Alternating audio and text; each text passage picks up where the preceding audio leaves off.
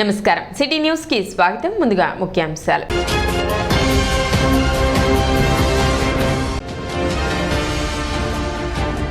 దివ్యాంగులకు అందించవలసిన సంక్షేమాన్ని ప్రభుత్వం విస్మరించడం బాధాకరం. Janasena PSC chairman Nadendla Manohar.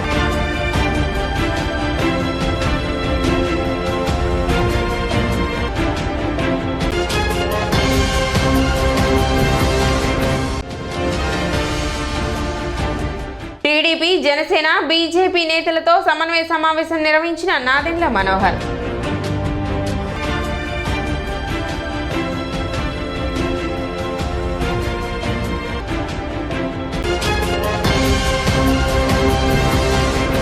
Janasena, Telugu Desam, BJP పార్టీల ఉమ్మడి అభ్యర్థి నాదెండ్ల మనోహర్ తెలుగు జన చైతన్య పాదయాత్రలో భాగంగా పట్టణంలో 12, 13, 15 వార్డుల్లో పర్యటించారు. వార్డులో పర్యటిస్తూ మనోహర్ ప్రజలను ఆప్యాయంగా పలకరించారు. వార్డుల్లోని ప్రజలు పూలమాలలు వేసి శాల్వాలతో మనోహర్ ని సత్కరించారు. వార్డుల్లో ప్రజలు పడుతున్న ఇబ్బందులు మనోహర్ కి వివరించారు. కొన్ని రోజులు ఓపిక పట్టాలని, మంచి రోజులు రాబోతున్నాయని, మీ సమస్యలకు నా వంతు కృషి చేస్తానని మనోహర్ సానుకూలంగా స్పందించారు. నాదెండ్ల మనోహర్ మాట్లాడుతూ ప్రజానికం మార్పు కోసం ఖచ్చితంగా ఎదురుచూస్తున్నారన్నారు. క్షేత్రస్థాయిలో అనేక సమస్యలు తన దృష్టికి తెచ్చారని, అధికారులకి సమస్యలు చెబితే ఎన్నికల కూడా అమల్లో ఉందని చెప్పడం విచిత్రమని, ఎన్నికల కూడా అమల్లో ఉన్న అధికారులు జాగ్రత్తలు తీసుకోవాల్సిన అవసరం ఉందని, టిడ్కో గృహాలకు ఎంపికైన లబ్ధిదారులు కూడా తమ ఇల్లు ఇంతవరకు అందచేయలేదని తీవ్ర ఇబ్బందులు పడుతున్నామని తన దృష్టికి తీసుకువచ్చారని, టిడ్కో గృహాలు ఇవ్వడానికి ప్రభుత్వం కావాలని తమను ఇబ్బంది పెట్టిందని వాపోయారు. రాబోయే రోజుల్లో ఉమ్మడి ప్రభుత్వం ఏర్పడ్డాక రూపాయి ఖర్చు లేకుండా గృహాలు ఇచ్చే బాధ్యత తీసుకుంటామని తెలిపారు. ఇసుక విధానం వలన భవన నిర్మాణ కార్మికులు పనులు లేక ఇబ్బంది పడుతున్న సమస్యలు తన దృష్టికి తెచ్చారని, ఉమ్మడి ప్రభుత్వం ఏర్పడ్డాక ఉచిత ఇసుక ఇచ్చే విధంగా చర్యలు తీసుకుంటామని, రాబోయే రోజుల్లో సంక్షేమంతో పాటు రాష్ట్రాన్ని అభివృద్ధి చేస్తామన్నారు. రాబోయే రోజుల్లో ఖచ్చితంగా తెలుగుదేశం, జనసేన, బీజేపీ పార్టీల ఉమ్మడి ప్రభుత్వం ఏర్పడిన తర్వాత సంక్షేమ పథకాలు, రోడ్లు, ప్రతి ఒక్క సమస్యను పరిష్కరించేలాగా ఒక ప్రణాళికతో ముందుకు వెళ్తామన్నారు. కార్యక్రమంలో జనసేన, తెలుగుదేశం, బీజేపీ పార్టీల నాయకులు, కార్యకర్తలు, అభిమానులు పెద్ద సంఖ్యలో పాల్గొన్నారు.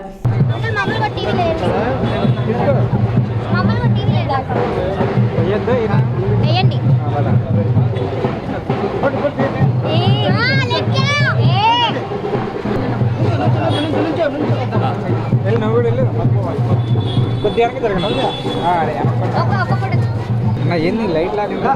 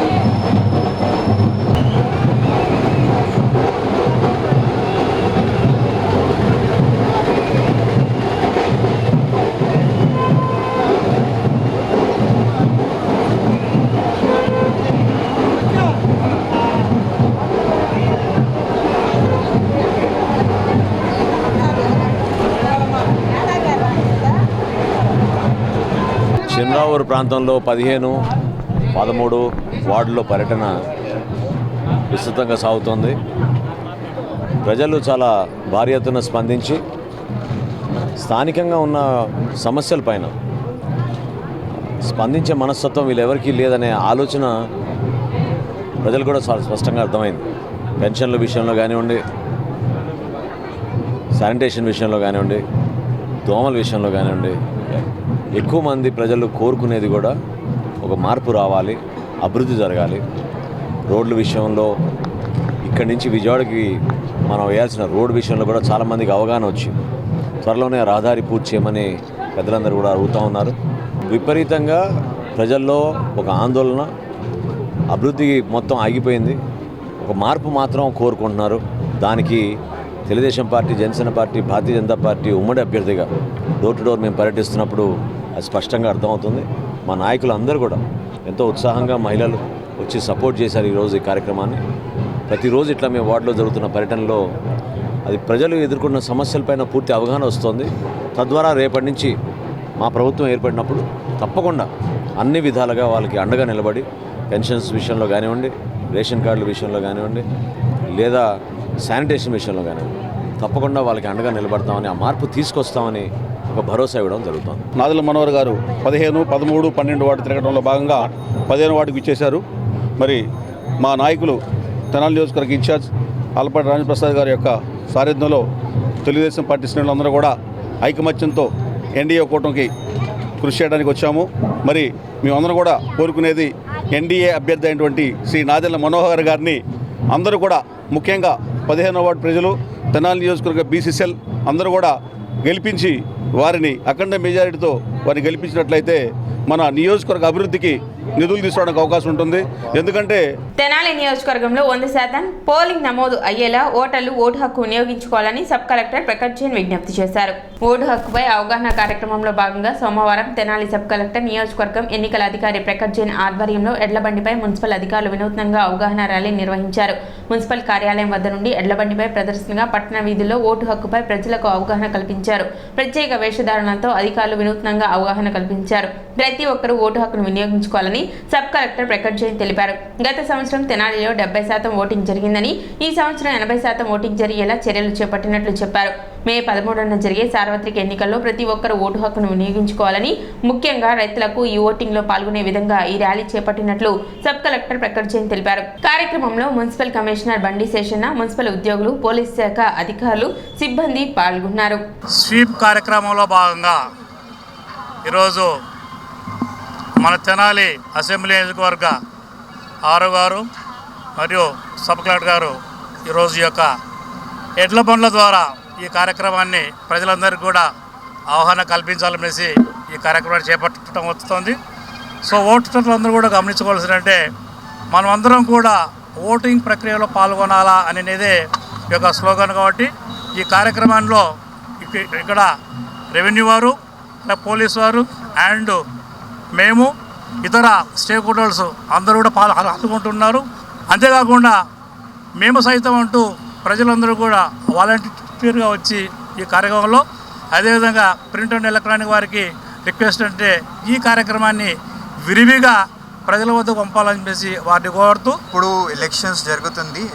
ఈ విషయంలో మీరు అందరికీ తెలుసు, ఓటర్ అవేర్నెస్ కోసం స్వీప్ యాక్టివిటీస్ కింద చాలా యాక్టివిటీస్ కూడా మనము చేశాము. మీ ఒక స్పెషల్ లాగా టీం కూడా ఇక్కడ పెట్టాము. అందుకనే ఎప్పటి వరకు చాలా యాక్టివిటీస్ ఓటర్ అవేర్నెస్ కోసం చేశాము. ఈరోజు ఇక్కడే ఒక ర్యాలీ పెట్టాము. ఫార్మర్స్తో కూడా ఓటింగ్ చాలా ఇంపార్టెంట్గా ఉంది. ఈ విషయంలో ఆ డెమోన్స్ట్రేషన్ కోసం ఇక్కడే ఒక ర్యాలీ పెట్టాము. ర్యాలీ గురించి మీకు మున్సిపల్ కమిషనర్ గారు చెప్పారు. ఎప్పుడు తెనాలిలో గతం ఎలక్షన్లో 77% ఓటింగ్ జరిగింది. మా ఉద్దేశం ఏంటంటే ఇప్పుడు మనకు కంపల్సరీగా మినిమంగా 80% ఓటింగ్ తెనాలిలో కావాలి. అందుకని ప్రతి యాక్టివిటీ నుంచి మన ఉద్దేశం కూడా ఒకటే మాత్రమే, అదే మాత్రమే 80% మినిమంగా ఓటింగ్ మనకు కావాలి. దివ్యాంగులకు అందించాల్సిన సంక్షేమ కార్యక్రమాలను ప్రభుత్వం విస్మరించడం బాధాకరమని జనసేన పిఎస్సి చైర్మన్ ఎన్డీఏ కూటమి తెనాలి అభ్యర్థి నాదెండ్ల మనోహర్ పేర్కొన్నారు. స్థానిక బోస్ రోడ్లోని తెనాలి జనసేన పార్టీ కార్యాలయంలో దివ్యాంగులు కలిసి వారి సమస్యలపై వినతిపత్రం అందజేశారు. సమాజంలో దివ్యాంగులు ఎదుర్కొంటున్న పలు అంశాల గురించి దివ్యాంగులు మనోహర్కి వివరించారు. దివ్యాంగులు చెప్పిన సమస్యలన్నింటినీ విని మనోహర్ రాబోయే రోజుల్లో ఎన్డీఏ కూటమి ప్రభుత్వం ఏర్పడ్డాక సమస్యలు పరిష్కరిస్తామని హామీ ఇచ్చారు. ఈ సందర్భంగా మనోహర్ మీడియాతో మాట్లాడుతూ సమాజంలోని దివ్యాంగుల పరిస్థితి గురించి ఆలోచించే సమయం ప్రభుత్వానికి లేకపోవడం దారుణమన్నారు. దివ్యాంగులకు 6,000 రూపాయల పెన్షన్ అందించడం సబబు అని పేర్కొన్నారు. సమాజంలో వారు గుర్తింపు పొందేలా ప్రభుత్వం చర్యలు తీసుకోవాలని అన్నారు. రానున్న రోజుల్లో ఎన్డీఏ కూటమి ప్రభుత్వం ఏర్పడ్డాక దివ్యాంగుల పరిరక్షణకు సమగ్ర చర్యలు తీసుకోవడం జరుగుతుందని మనోహర్ పేర్కొన్నారు. తెనాలి నియోజకవర్గంలో చాలామంది దివ్యాంగులు వచ్చి వాళ్ళ ఆవేదన వ్యక్తపరిచారు. చాలా బాధాకరం. ఈ 5 సంవత్సరాల నుంచి వాళ్ళకి కనీసం 3 చక్రాల బండ్లు కానివ్వండి, ప్రభుత్వం నుంచి రావాల్సిన సబ్సిడీలు కానివ్వండి, ఇవన్నీ కూడా ఏవి కూడా వాళ్ళకి సరైన రీతిలో అందలేదు. అదే కాకుండా ఆశ్చర్యకరమైన సంఘటన ఏంటంటే పెన్షన్లు కూడా 23వ వార్డులో ఒక దివ్యాంగులు ఉన్నారు.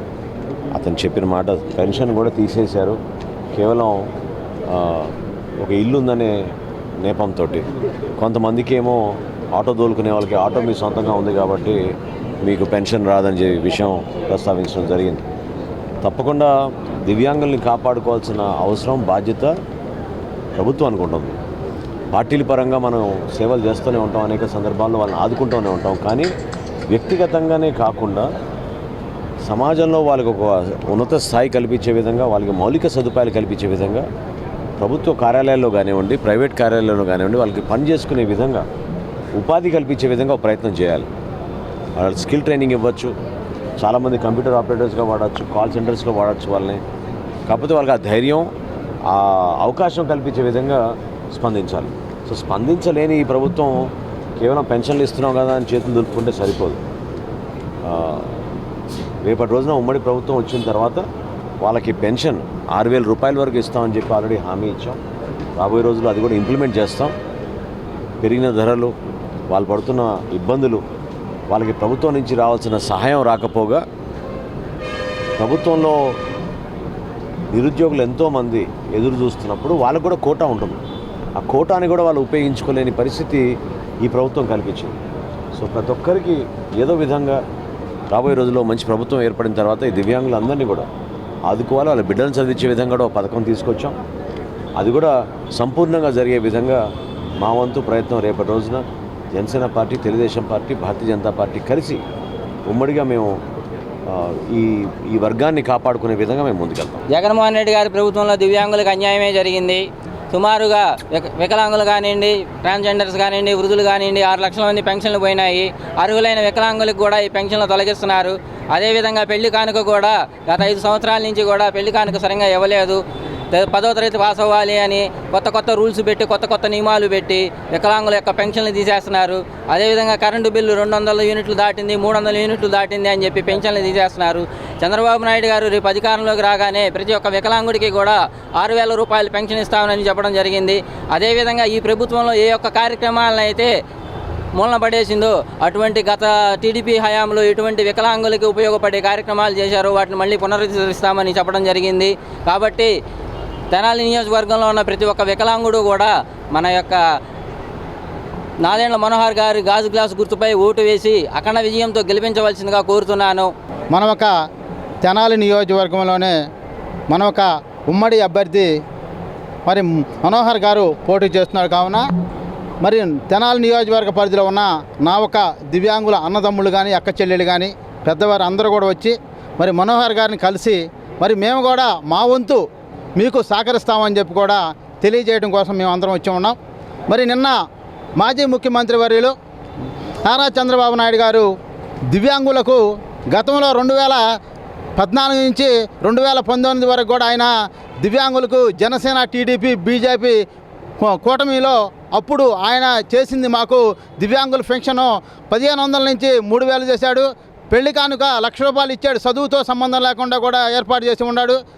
మరి ఈ ఒక్క ముఖ్యమంత్రి ఇంతవరకు కూడా దివ్యాంగులు పెళ్లి కానుక కాదు, పెన్షన్ కాదు, ఒక్కటి కూడా ఇవాళ అన్నీ కూడా దివ్యాంగులు మొండి చేయి చూపించాడు. దివ్యాంగులు 95,000 మంది దివ్యాంగుల పెన్షన్ తీసేసిన ఘనత ఈ రాష్ట్ర ముఖ్యమంత్రి జగన్మోహన్ రెడ్డిది. అలాగే మరి ఈ ఒక్క ముఖ్యమంత్రిని ఇంటికి పంపించాలంటే నా ఒక దివ్యాంగులు ఎవరైతే ఉన్నారో ఈ రాష్ట్రంలో ఉన్నవాళ్ళు, అదేవిధంగా ఈ నియోజకవర్గంలో ఉన్న దివ్యాంగులు అందరూ కూడా మనందరం కూడా సైకిల్ గుర్తుకి ఏడైతే పోటీ చేస్తారో ఆడ కూడా అందరూ కూడా సైకిల్ గుర్తు మీద ఓటేయాలి. టీడీపీ, జనసేన, బీజేపీ సమన్వయ సమావేశం సోమవారం జనసేన పార్టీ కార్యాలయంలో జరిగింది. సమావేశంలో కూటమి అభ్యర్థి నాదెండ్ల మనోహర్ రానున్న ఎన్నికల నేపథ్యంలో ఏ విధంగా ప్రచారం నిర్వహించుకోవాలి, ప్రజలకు ఏ విధంగా చేరువ కావాలి, 3 పార్టీల నేతలు కలిసికట్టుగా ఏ విధంగా ముందుకు వెళ్లాలి అన్న అంశాలపై చర్చించారు. ఈ సందర్భంగా ఆయన మాట్లాడుతూ రాష్ట్ర పార్టీ ఆదేశాల మేరకు 175 నియోజకవర్గాల్లో టీడీపీ, జనసేన, బీజేపీ నాయకులతో సమన్వయ సమావేశం ఏర్పాటు చేసినట్లు చెప్పారు.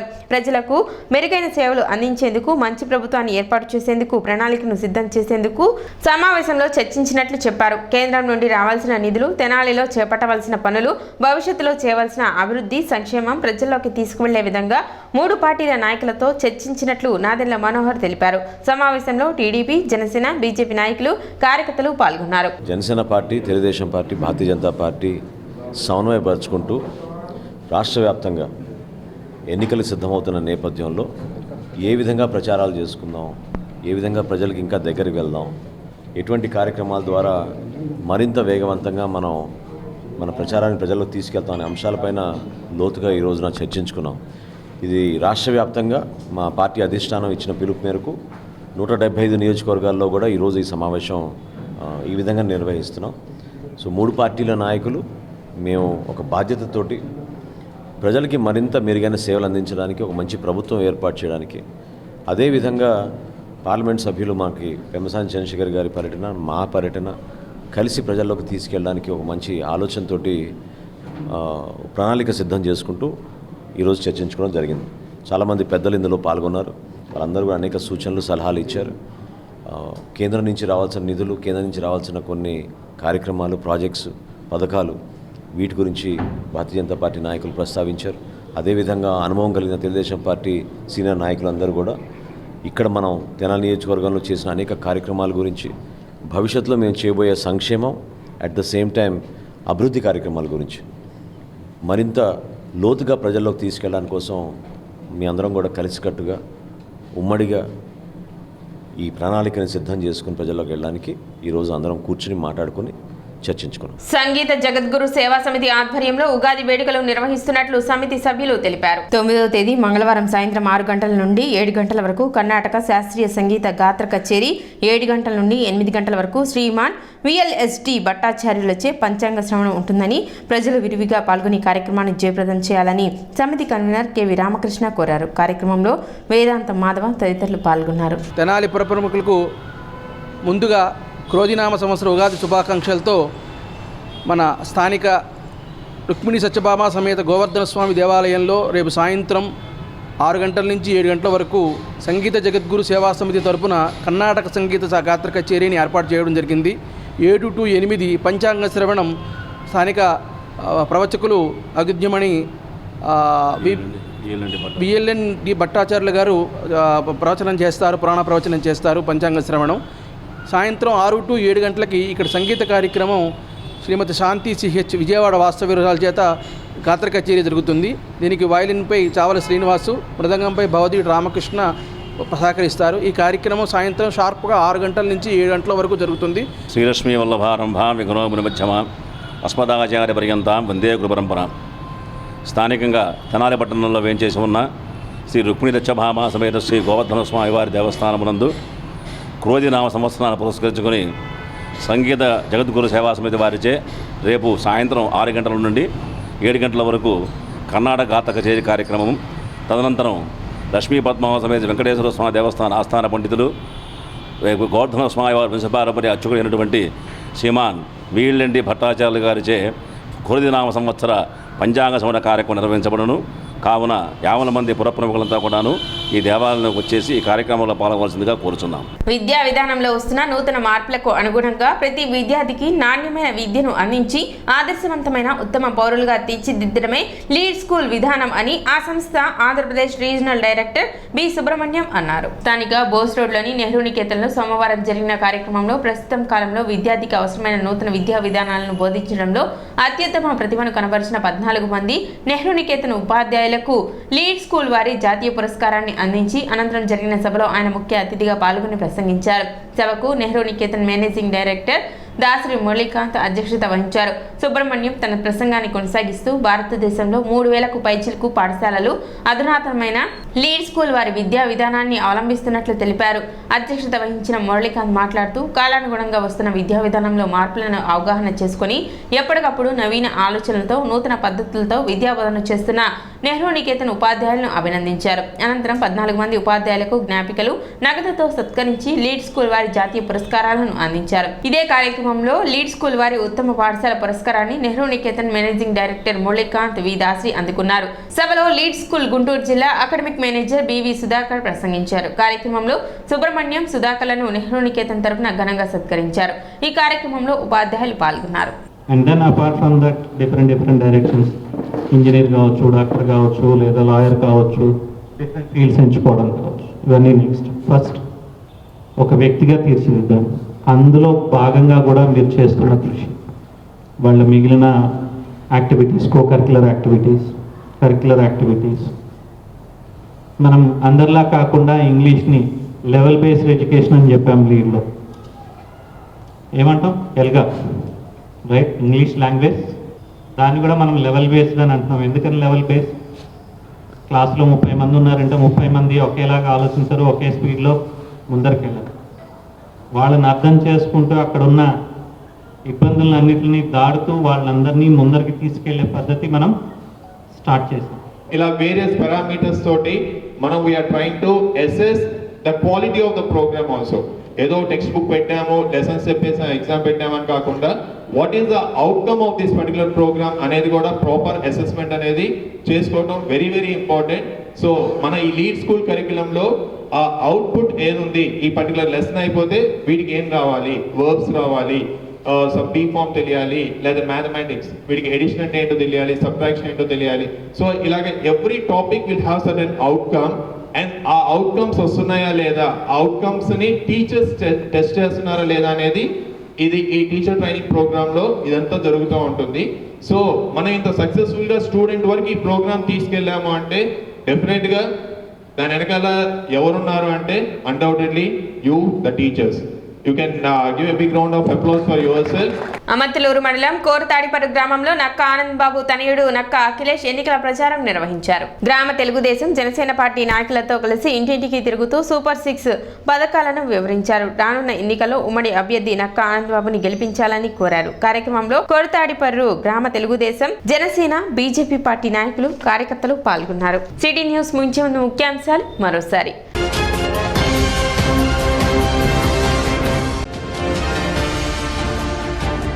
దివ్యాంగులకు అందించవలసిన సంక్షేమాన్ని ప్రభుత్వం విస్మరించడం బాధాకరం. Janasena PSC chairman Nadendla Manohar.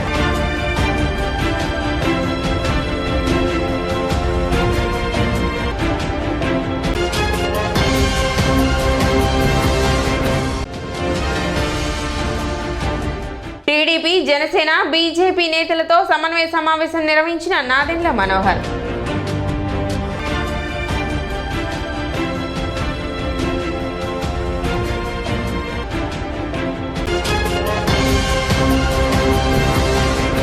City news ఇంతటితో సమాప్తం. నమస్కారం.